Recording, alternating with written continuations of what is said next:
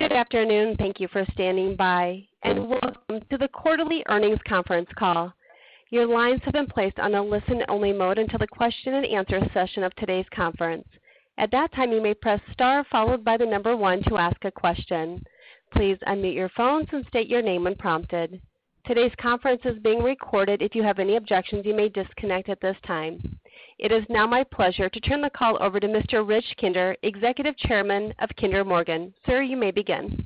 Thank you, Michelle. Before we begin, I'd like to remind you, as we always do, that KMI's earnings released today and this call include forward-looking statements within the meaning of the Private Securities Litigation Reform Act of 1995 and the Securities and Exchange Act of 1934, as well as certain non-GAAP financial measures. Before making any investment decisions, we strongly encourage you to read our full disclosures on forward-looking statements and use of non-GAAP financial measures set forth at the end of our earnings release, as well as review our latest filings with the SEC for important material assumptions, expectations, and risk factors that may cause actual results to differ materially from those anticipated and described in such forward-looking statements. Now, every quarter, I open this call by talking about our financial philosophy at Kinder Morgan. I always mention strong and consistent cash flow and explain how we use that cash flow to pay a healthy and growing dividend, internally fund our expansion CapEx needs, keep our balance sheet strong, and opportunistically buy back our shares. I believe our shareholders understand and appreciate the strength of our cash flow, even if there are varied positions on what we should do with it. But in a broader sense, if we examine what owning a share of KMI really amounts to, I've come to believe, as the largest shareholder, that we are receiving a very good and growing yield on our investment, while at the same time getting amazing optionality on future developments. Let me explain that optionality. We have entered the energy transition field with what I consider to be solid investments that Steve and the team will discuss further, and our cash flow gives us the ability to pursue those opportunities in size if and only if the investments achieve a satisfactory return. And I believe that if we so desire, we will be able to attract new partners at a time of our choosing, whether public or private, to participate in those opportunities with us on terms favorable to KMI. I also firmly believe that there is still a long runway for fossil fuels around the world, particularly for natural gas. If you read carefully the latest studies from the IEA, OPEC, and from various other energy experts, you will see projections that fossil fuels will continue to supply the majority of our energy needs for at least the next quarter century, and that natural gas will be at the forefront of fulfilling those needs. If these projections are anywhere close to accurate, a company like Kinder Morgan with significant free cash flow will find significant opportunities to invest in this core business where we have substantial expertise and a huge network that can be expanded and extended. So this is another option that you receive as a KMI shareholder. I would add that the events of this fall throughout Europe, Asia, and North America demonstrate that the transition to renewables is going to be a lot longer and more difficult than many of its proponents originally thought. In short, while the world makes the transition, the lights need to stay on, homes need to be heated, and our industrial production needs to be sustained. Finally, we always have the option of returning dollars to our shareholders through selective stock repurchases, in addition to the healthy return we are providing through our dividend. This is why I say that an investment in KMI provides you with a nice locked-in return with its dividend and then provides really good optionality for the future. And with that, I'll turn it over to Steve. All right. Thanks, Rich. I'll give you an overview of our business and the current environment for our sector as we see it. Then our President, Kim Dang, will cover the outlook and segment updates. Our CFO, David Michaels, will take you through the financials, and then we'll take your questions. Our financial principles remain the same. First, maintaining a strong balance sheet. A strong balance sheet helps us withstand setbacks and enables us to take advantage of opportunities. Over the last 2 years, we've seen both sides of that coin. Coming into 2020, we were better than our leverage target, and that helped us when we were hit with the pandemic-related downturn. Then this year, we saw the other side, where our extra capacity created as a result of our outperformance in the first quarter gave us the ability to take advantage of two acquisition opportunities. We see both of those acquisitions as adding value to the firm. Second, we are maintaining our capital discipline through our elevated return criteria, a good track record of execution, and by self-funding our investments. We are also maintaining our cost discipline. We have always been lean, but last year at this time we were completing an evaluation of how we were organized and how we could work even more efficiently. We implemented changes resulting in an estimated full-year run rate efficiencies of about $100 million a year. In that effort, we were aiming for something beyond efficiency, greater effectiveness, and we can see that coming through in the functions we centralized under the leadership of our Chief Operating Officer, James Holland. We are already seeing the benefits in project management and other functions. Finally, we are returning value to shareholders with the year-over-year dividend increase to $1.08 annualized, providing an increased but well-covered dividend. Strong balance sheet, capital and cost discipline, returning value to shareholders. Those are the principles we operate by, and we have done so regardless of what is in fashion at the moment. We have accomplished some important work so far in 2021, which I believe will lead to long-term distinction. First, we're having a record year financially, attributable to our outperformance in the first quarter. We've continued to execute well on our projects, with our two interstate gas group projects coming in ahead of schedule, as noted in the press release. And we have continued to find new opportunities with a small net increase in our backlog this quarter. Second, we completed the two important acquisitions, the larger one, Stagecoach, showing our confidence in the long-term value of our natural gas business and taking our total operated storage capacity to 700 BCF. We believe in the long-term value of flexibility and deliverability in the gas business.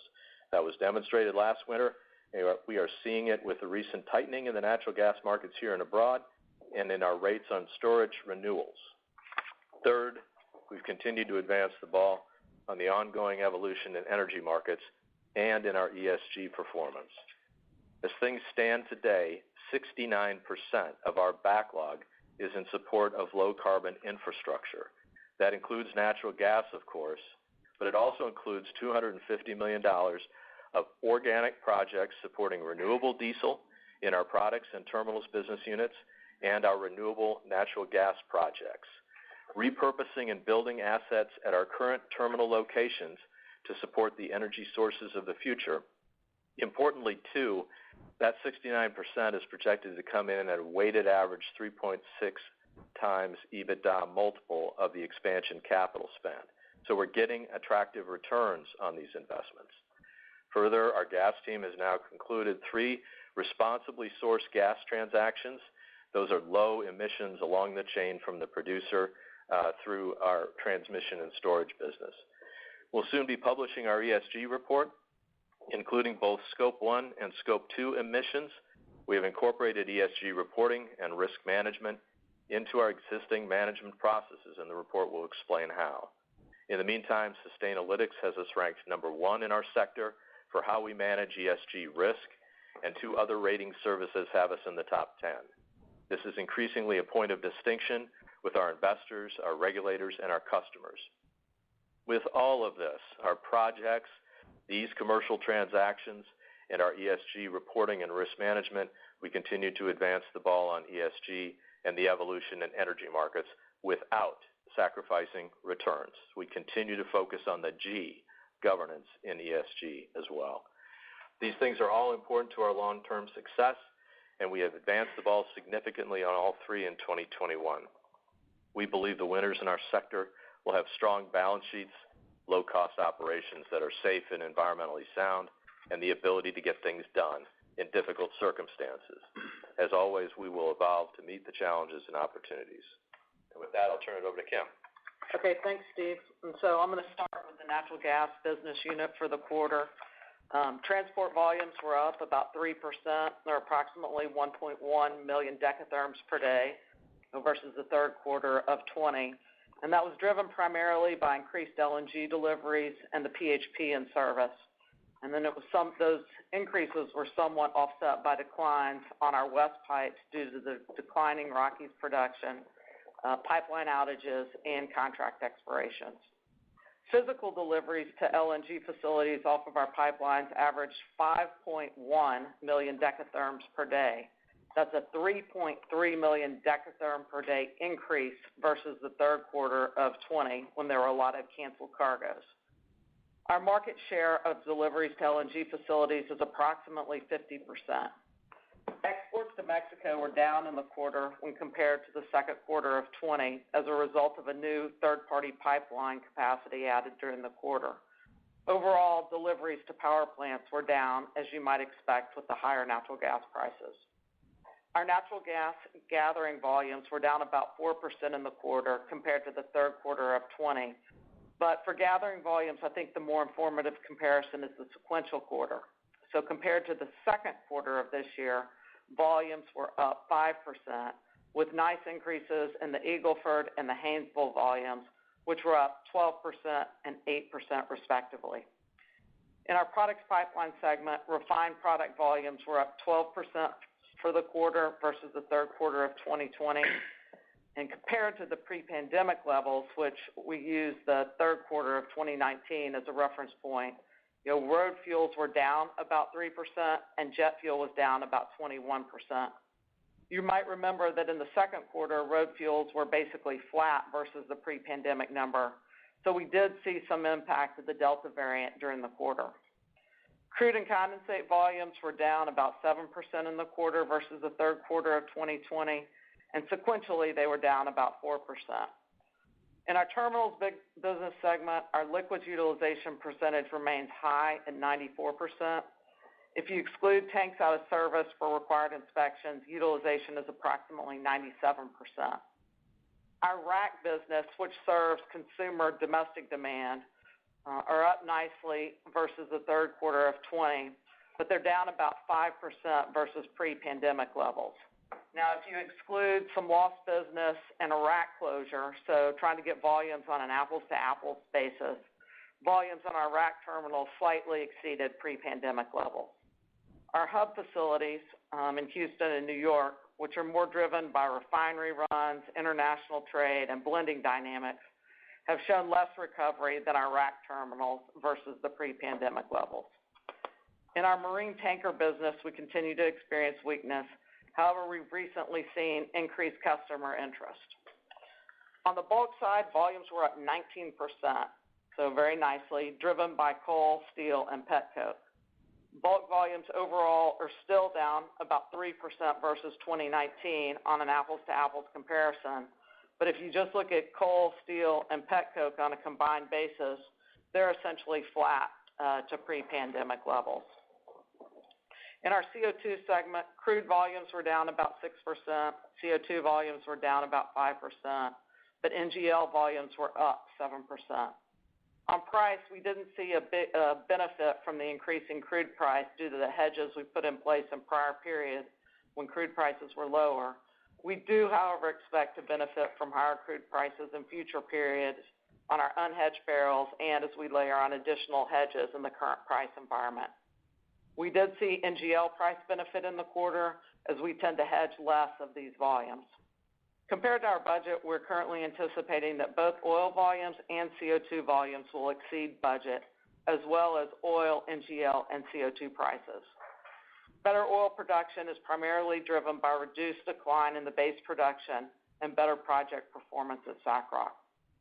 So overall, we're seeing increased natural gas transport volumes, primarily from LNG exports, seeing increased gas gathering volumes in the Eagle Ford and the Haynesville on a sequential basis. Product volumes are recovering versus 2020. However, road fuels were down about 3% versus pre-pandemic levels versus flat with pre-pandemic levels last quarter, as we likely saw an impact from the Delta variant. Versus our budget, CO2 crude oil production is outperforming, and we're getting some nice help on price. We're still experiencing weakness in our Jones Act tankers, and the Bakken has been a little slower than we anticipated in bringing on new wells. But our producer customers have indicated that they'll continue bringing on new production, with some wells being pushed into 2020. With that, I'll turn it over to David. Okay, thanks, Kim. So for the third quarter of 2021, we're declaring a dividend of 27 cents per share, which is $1.08 annualized and 3% up from the third quarter of last year. This quarter, we generated revenues of $3.8 billion, up $905 million from the third quarter of 2020. We had an associated increase in cost of sales with an increase there of $904 million. Both of those increases driven by higher commodity prices versus last year. Our net income for the quarter was $495 million, up 9% from the third quarter of 2020, and our adjusted earnings per share was 22 cents, up 1 cent from last year. Moving on to our segment and distributable cash flow performance, our natural gas segment was up $8 million for the quarter. Incremental contributions from Stagecoach and PHP were partially offset by lower contributions from FEP, where we've had contract expirations and lower usage and park and loan activity on our EPNG system. The product segment was up $11 million, driven by continued refined product volume recovery, partially offset by some lower crude volumes in the Bakken. Terminal segment was down $13 million, driven by weakness in our Jones Act tanker business, partially offset by the continued refined product recovery volume recovery we've seen there. Our G&A and corporate charges were higher by $28 million due to lower capital spend, resulting in less capitalized G&A this quarter versus a year ago, as well as cost savings we experienced in 2020 as a result of the pandemic. Those are partially offset by cost savings we experienced this year due to our organizational efficiency efforts, as well as lower non-cash pension expenses this year versus last.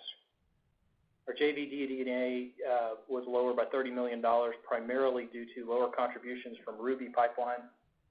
Interest expense was favorable, $15 million, driven mostly by lower debt balance this year versus last. Our cash taxes were favorable, $37 million, and that was mostly due to 2020 payments of taxes that were deferred in the second quarter into the third quarter. For the full year, cash taxes are expected to be just slightly unfavorable to 2020 and slightly favorable to our budget. Sustaining capital was unfavorable this quarter, $64 million, driven by spending in our natural gas segment. And that's only slightly more than we budgeted for the quarter, though for the full year we expect to be about $65 million higher than budget, with most of that variance coming in the fourth quarter. Total DCF of $1,013 million, or 44 cents per share, is down 4 cents from last year. Our full year guidance is consistent with what we provided last quarter, with DCF at $5.4 billion and EBITDA at $7.9 billion. Moving on to the balance sheet, we ended the quarter at 4.0 times net debt to adjusted EBITDA, and we expect to end the year at 4.0 times as well. This level benefits from the largely non-recurring EBITDA generated during the first quarter during the Winter Storm Uri event, and our long-term leverage target of around 4.5 times has not changed. Our net debt ended the quarter at $31.6 billion, down $424 million from year-end and up $1.423 billion from the end of the second quarter. To reconcile that change in net debt, for the quarter, we generated $1,013 million of DCF. We paid out dividends of $600 million. We closed the Stagecoach and Kinetrix acquisitions, which collectively were $1.5 billion. We spent $150 million on growth CapEx and JV contributions, and we had a working capital use of $175 million, mostly interest expense payments in the quarter. And that explains the majority of the change for the quarter. For the change from year-end, we generated $4.367 billion of DCF, paid out $1.8 billion of dividends. We spent $450 million in growth CapEx and JV contributions. We had the $1.5 billion Stagecoach and Kinetrix acquisitions. We had $413 come in on the NGPL sale, and we've had a working capital use of $600 million, mostly interest expense payments. And that explains the majority of the change year to date, and that completes the financial review. So back to Steve. Okay, we'll open it up for questions now, and as we usually do, we'll ask you to limit your question to an initial question and one follow-up, and then if you have more, get back in the queue and we will get around to you. Michelle. Thank you, sir. At this time, if you do have any questions or comments, you may press star 1. If you would like to withdraw your question, you may press star 2. One moment, please, for the first question. Shneur Gershuni from UBS, you may go ahead, sir. Hi, good afternoon, everyone.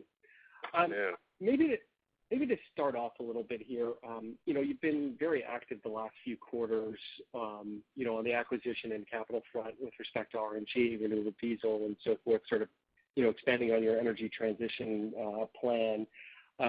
You've added to the backlog and so forth, but there have been fewer updates on the carbon capture side.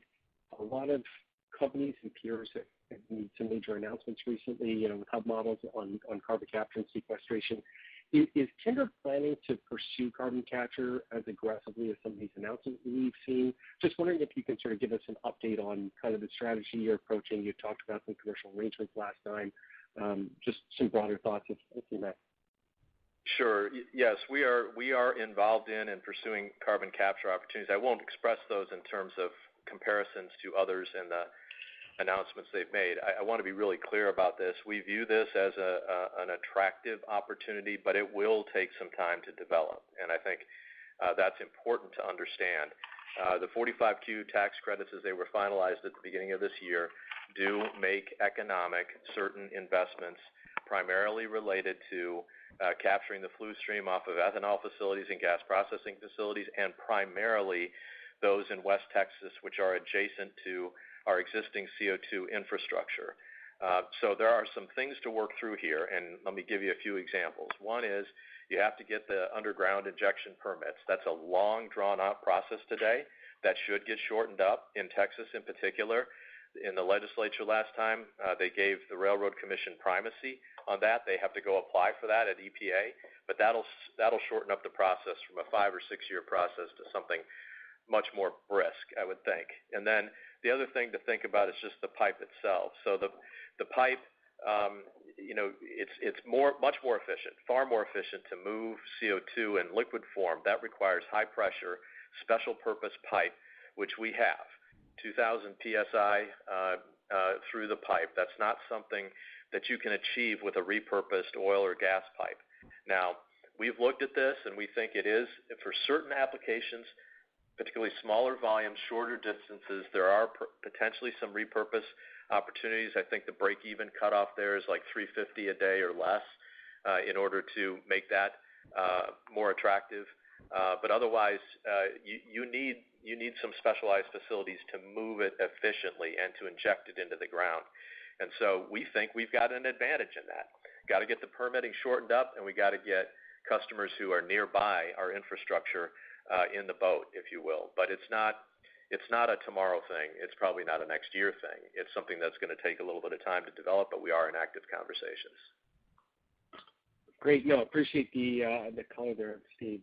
Maybe it's for a follow-up question.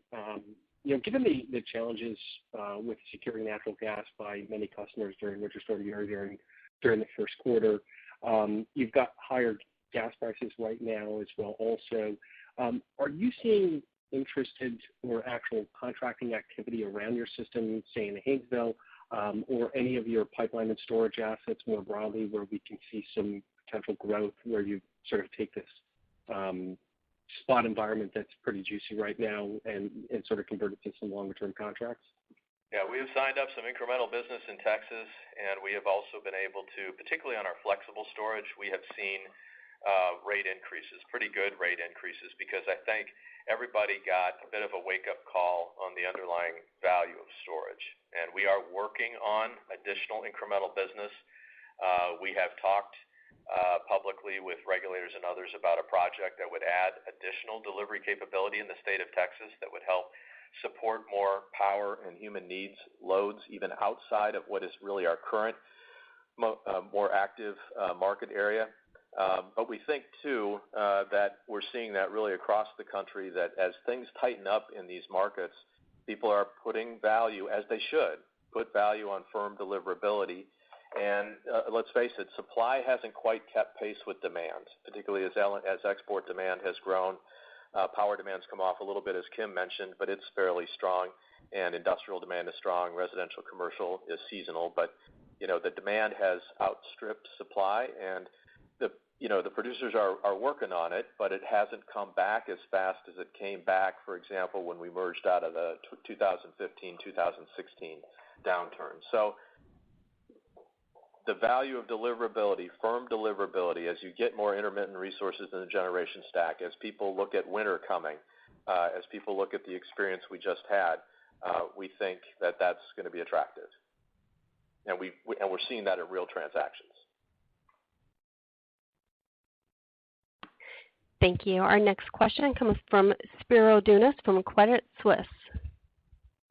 Hey, good afternoon, everybody.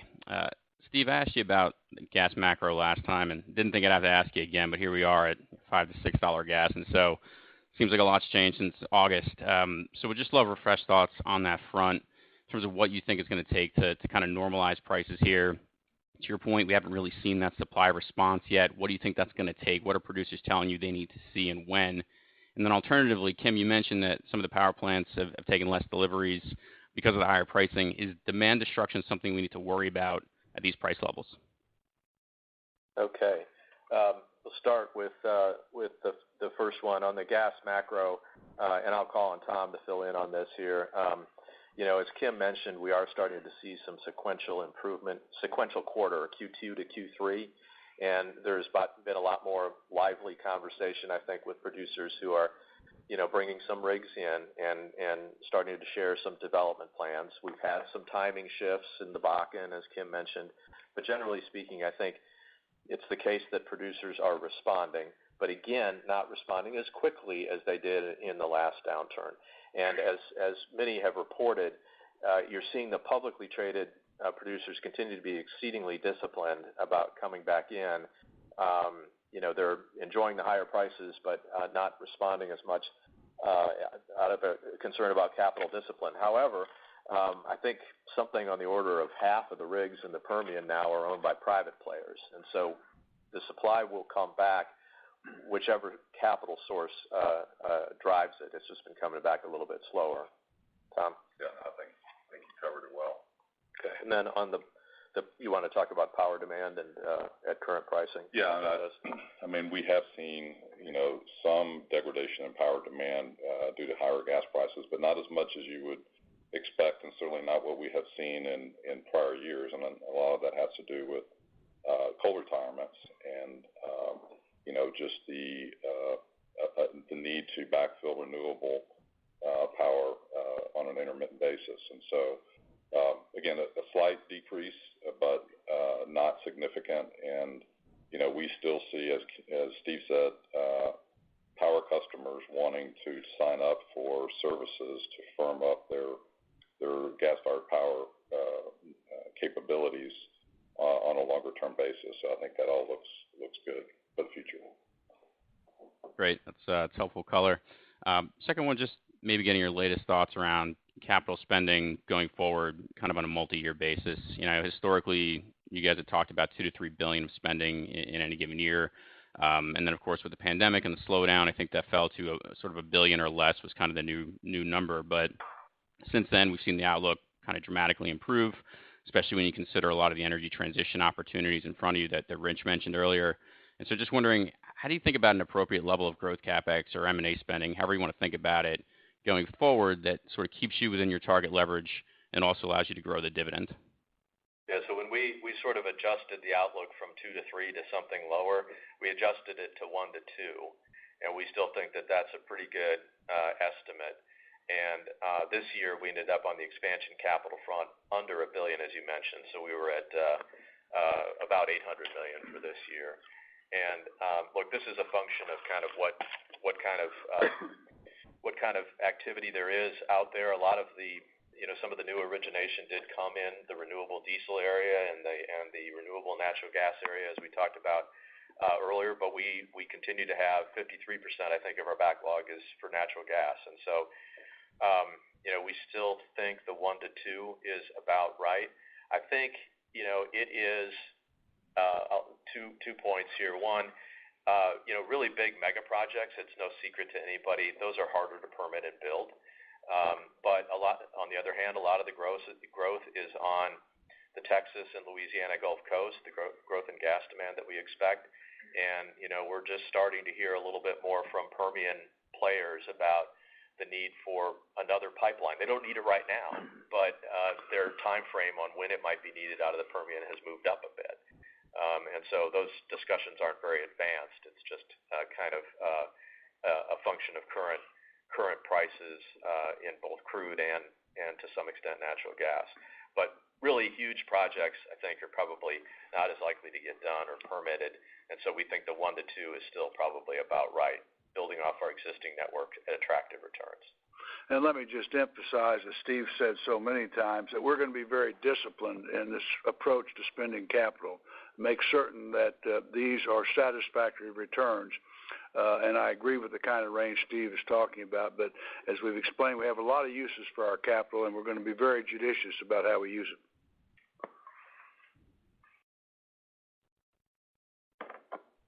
Thank you. Our next question comes from Jeremy Tonet from J.P. Morgan. You may go ahead, sir. Hi, good afternoon. Good afternoon. Want to touch on carbon capture a bit more here, and just wanted to get your thoughts on how you think this can unfold. And do you think that the hub concept is really needed to kind of move forward efficiently, kind of what the University of Houston and Rice and Columbia have discussed in their papers, or do you think that standalone projects on carbon capture can move forward by themselves?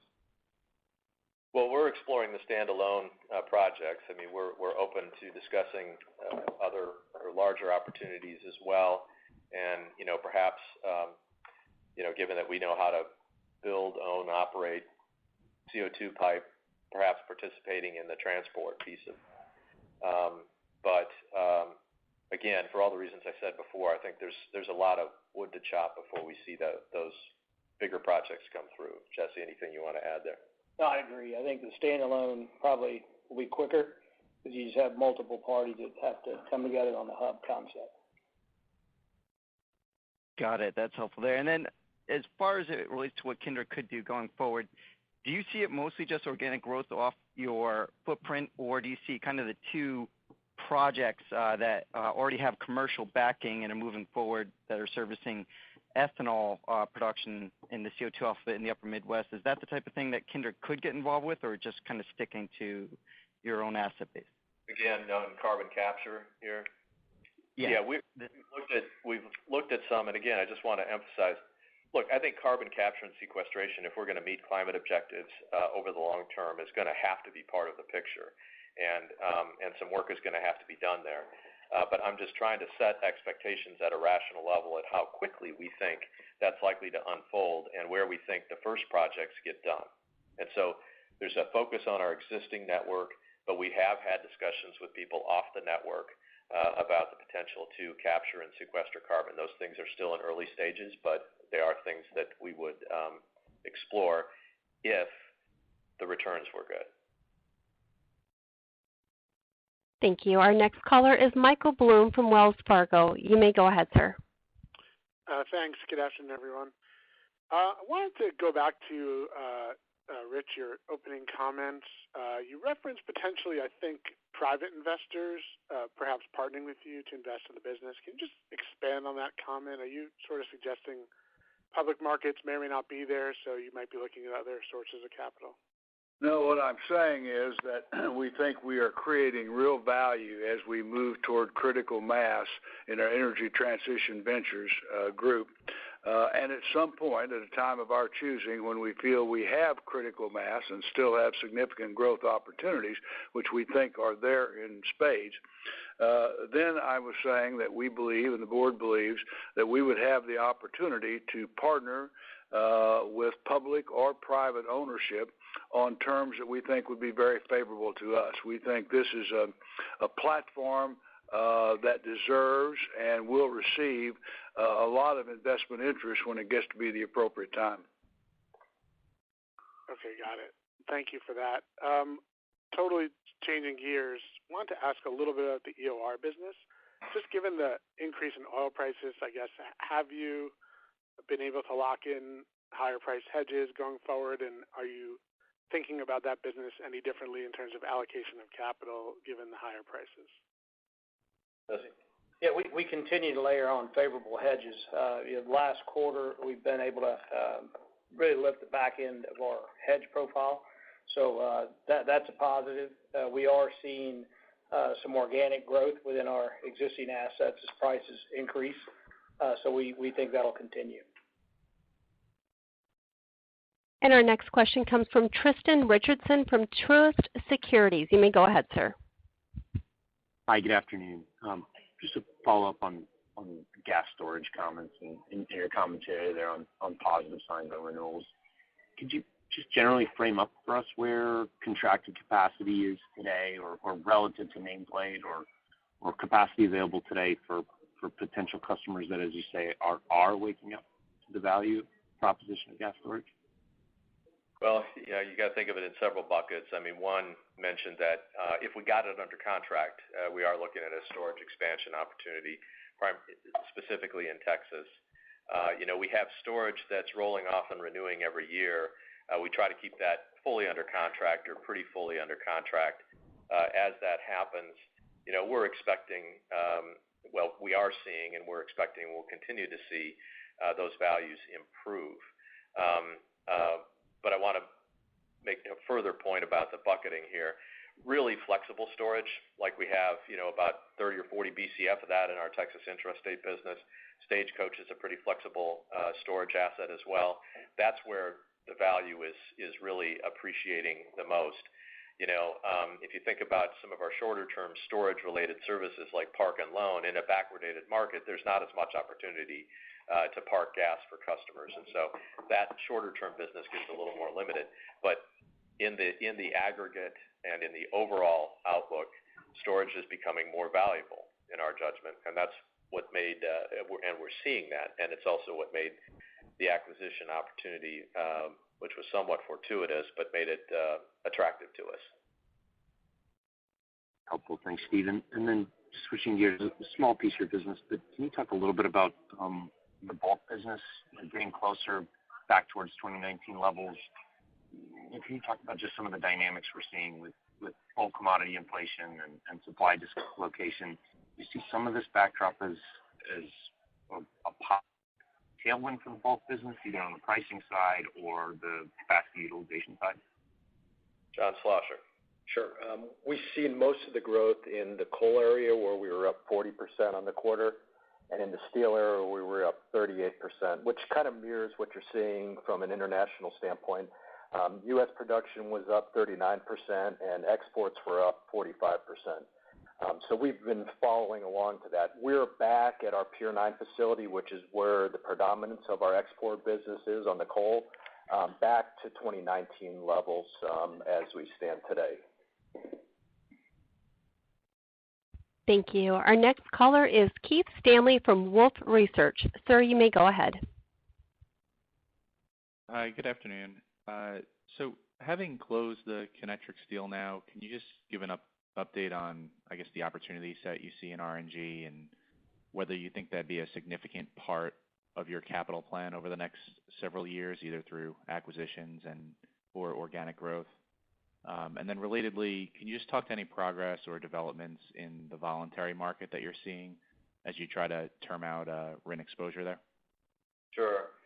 So Kinetrex, the three projects, as I believe Kim mentioned, that came with the deal, if you will, those were all under contract, under EPC contract, et cetera, at the time that we closed. That's been kicked off. Those are on track.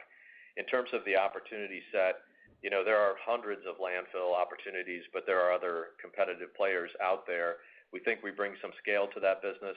The returns are attractive. The capital commitment is $25 to $40 million, essentially per installation.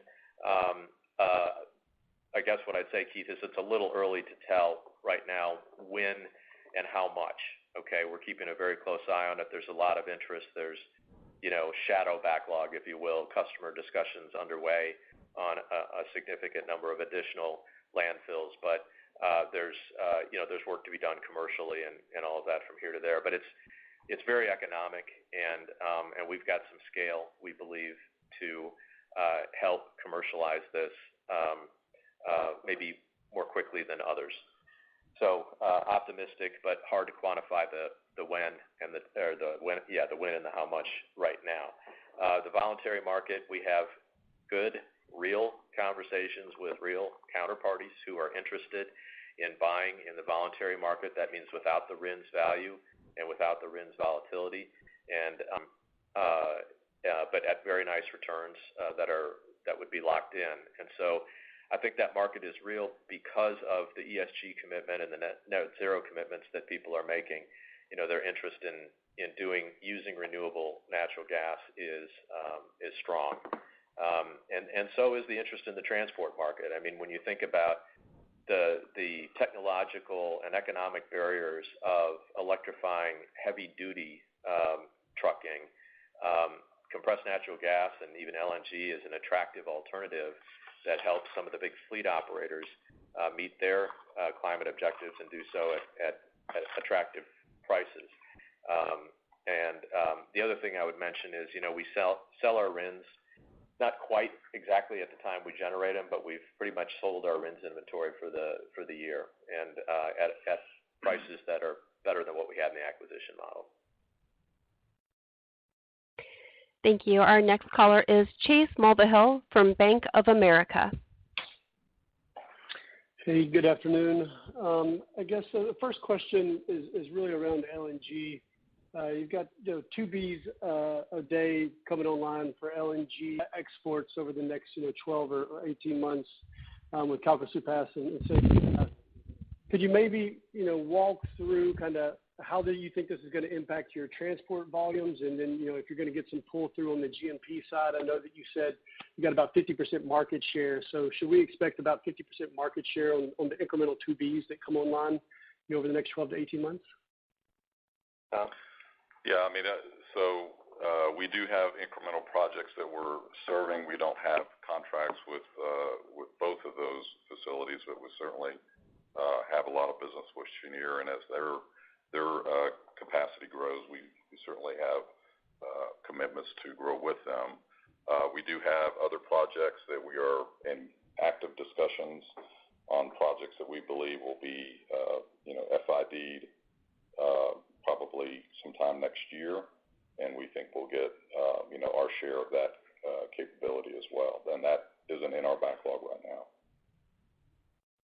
Okay, all right. And then, one follow-up, just sticking on the LNG theme, and kind of thinking about LNG and responsibly sourced natural gas. Are you having LNG operators, request responsibly sourced natural gas as a feedstock? And today is actually responsibly sourced natural gas getting a premium out there in the market today? The transactions that we've done, there hasn't been a premium to date, but I think the interest has really escalated here of late. And the LNG customers are interested in the overall carbon content of their cargoes, and that includes methane emissions. And what they would tell you and what they've told us is sort of, we're not their problem. Their problem is just making sure that they have producers who are using the right completion techniques, et cetera. But there is interest in that, particularly as they're trying to place cargoes in Europe, and they're very focused on it. And we are working closely with them to make sure we do our part. But it is a very much a point of interest with our LNG customers. Our next caller is Gabe Moreen from Mizuho. You may go ahead, sir. Hey, good afternoon, everyone. I'll only ask one because I know everyone wants to get to the Astros game. But around the $64 million emissions reductions project on the ship channel, I'm just curious kind of the evolution around that, whether that's, there's going to be a return on that project, and also is that something, I guess, that's just specific to the HSC, or can you take what you're doing there and apply it to some of your other hubs as well? And is there interest in doing that? Yeah. I mean, it's a project where we've got existing vapor combustion units, and we're replacing those vapor combustion units with vapor recovery units. And so there is an economic return. The economic return comes from, as we capture those vapors, then we can sell that product. And then the other, the vapor recovery unit is a little less intensive vapor combustion, and so there's natural gas savings. So there is an economic return associated with the lower cost of running the equipment and with the volumes that we are recovering, and that gets us to a nice economic return. We haven't counted anything in the returns for the emissions reduction, but we are going to get, a 72% reduction in the emissions from that facility on this project, And Kim, maybe I can just ask as a slight follow-up to that. Is the board starting even to sort of put a price on CO2 sort of implicitly when you're discussing that project? We have not put a price on CO2 when we're discussing projects. It is a non-quantitative consideration, but the projects need to, on a quantitative basis, need to clear the hurdles. Our next caller is Michael Lapitus from Goldman Sachs. You may go ahead, sir. Hey, thanks, y'all, for taking my questions. I have two. First of all, can you talk a little bit about timing for either the Permian or the Haynesville of when you might think either basin, or what your customers are saying about when either basin would need new long-haul capacity? That's question one. Question two, steel prices are through the roof, labor's up a good bit. How should we think about if new kind of larger pipelines are needed for one or two basins, what cost inflation means for kind of potential returns or potential tariff levels?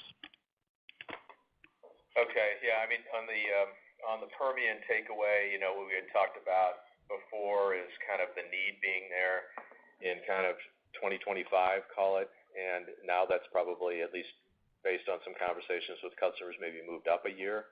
Now, Michael, I just want to point out, need and contract signatures can sometimes be two different things and occur at two different points in time.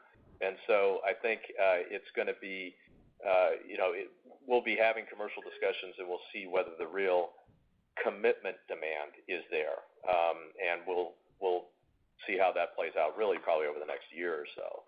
Tom, on the Haynesville in terms of the timing there? Yeah, so there's one project that is FID that will be in the market in 2023, so that'll help relieve some takeaway pressure. And then we think there is a need for some expansion projects sometime in the same mid-2025 to the 2028 timeframe for additional BCF or so. And then on your question on steel costs and the like, yeah, they have absolutely gone up.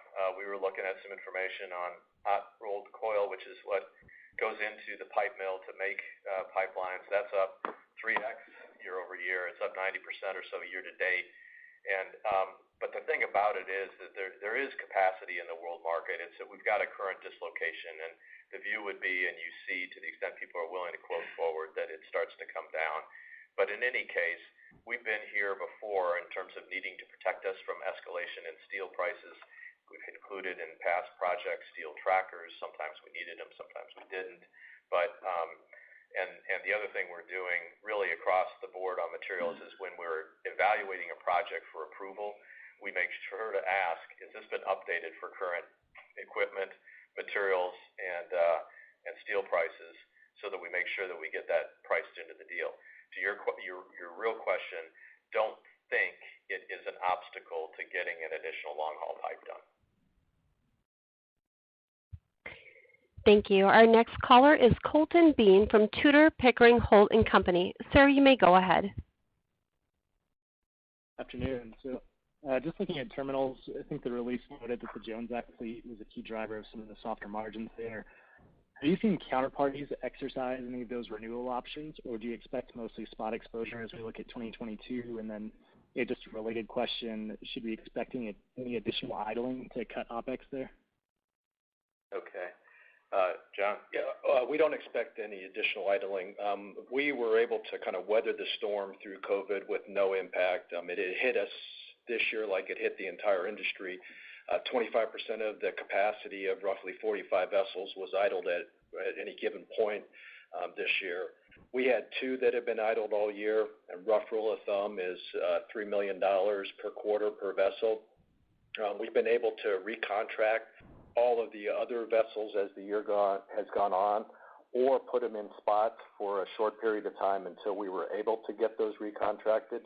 Our exposure, if you look kind of forward into 22, is about 22% of the fleet days.